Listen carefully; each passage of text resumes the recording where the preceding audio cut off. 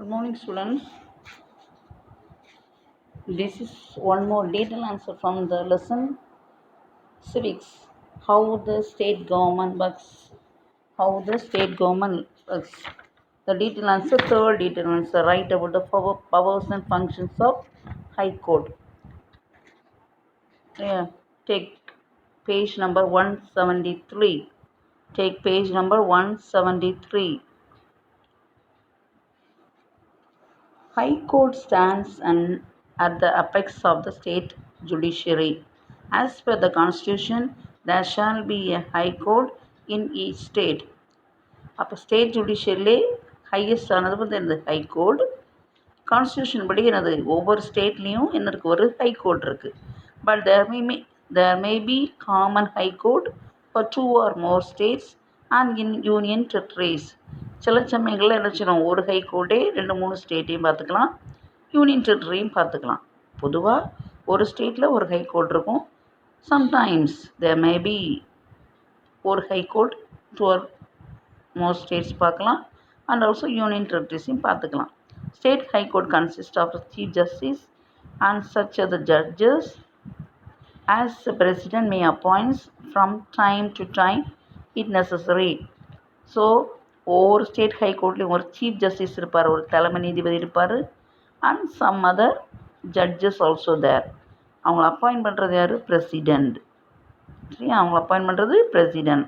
The number of judges in the high court is not uniform and fixed. அந்த judges வந்து இவ்வளோ தான் இருக்கணும் அப்படி கிடையாது, ஃபிக்ஸ் பண்ணது இல்லை, கொஞ்சம் மாறுபடலாம். President appoint the Chief Justice of High Court in consultation with the Chief Justice of India and the Governor of the state. So President appoints the Chief Justice of High Court. High Court உள்ள Chief Justice appoint பண்ணுறது President. But அவர் தனியாக appoint பண்ணுறது கிடையாது. In consultation with the Chief Justice of India and the Governor of the state.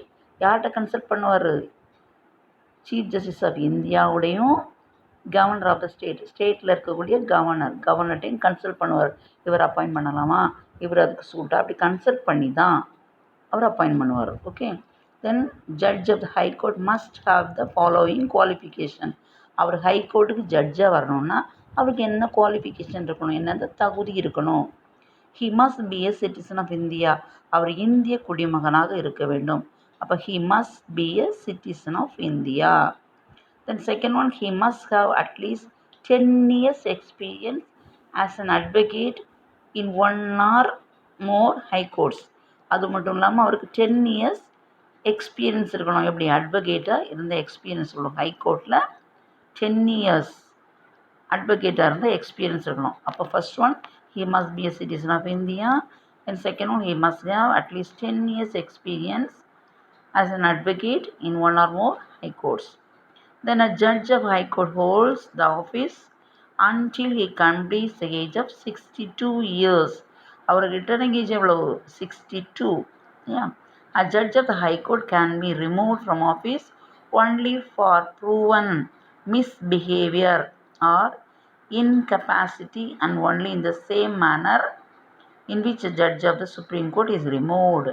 62 வயசு அவர் வந்து பதவியில் இருப்பார். In case திடீர்னு அவரை ரிமூவ் பண்ணணும்னா, இல்லை ரிமூவ் பண்ணிட்டாங்கன்னா அதுக்கு சில ரீசன்ஸ், மிஸ்பிஹேவியர், அதாவது வேண்டாம் வேலை செய்திருக்கணும், இல்லை இன்கெப்பாசிட்டி, அவர் தகுதி இல்லாதவராக இருந்தால் சுப்ரீம் கோர்ட் அவரை ரிமூவ் பண்ணிடும்.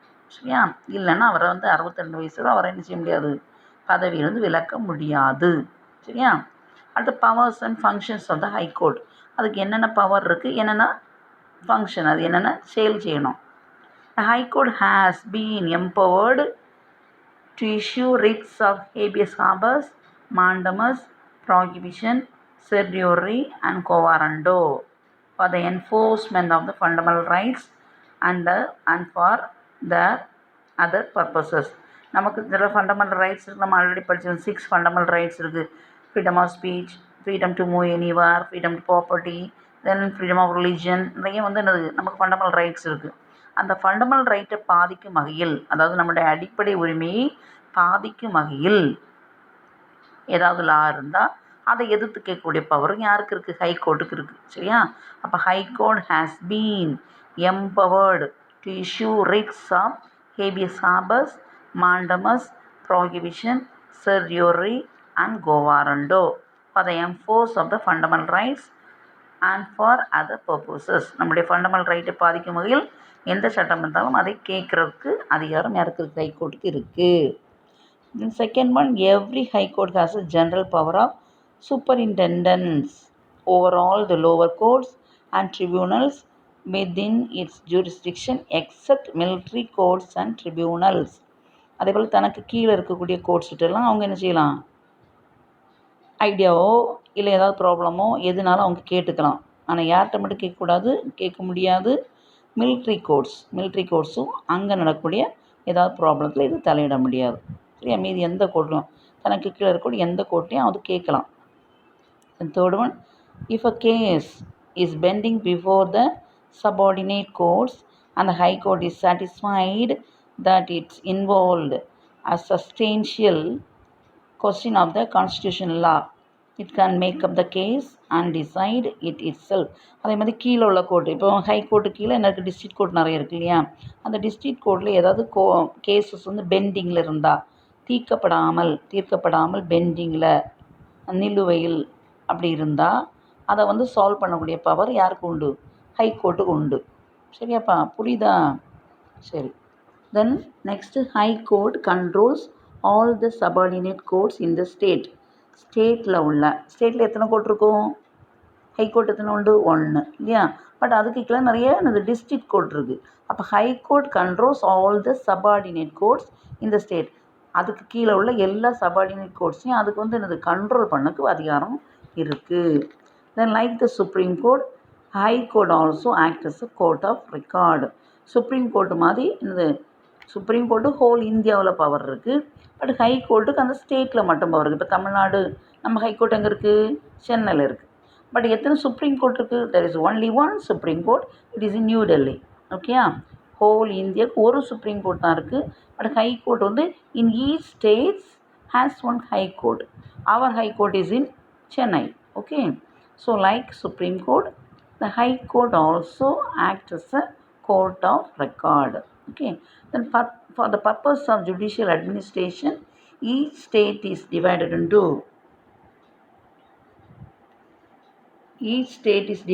into number of districts. For the purpose of judicial நிர்வாக வசதிக்காக இல்லையா? ஸ்டேட் வந்து divided into number of district courts.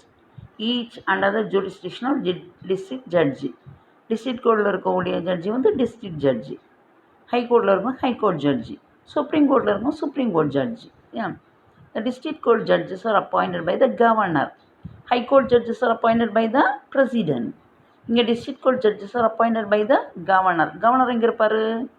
ஸ்டேட்டில் உள்ள ஹெட்டு. சரியா? பிரசிடென்ட் யார்? பிரசிடென்ட் ஹோல் இந்தியாவில் head.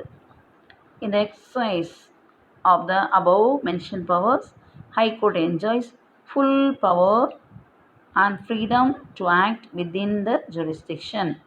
Constitutional safeguards have ensured its independent working. For this question, you have to study only the marks. I mark no here the first page, first 2 sentences. Then here powers and functions of the only marked studied for this question. Okay, can you understand? Yes. Now study. Okay, thank you.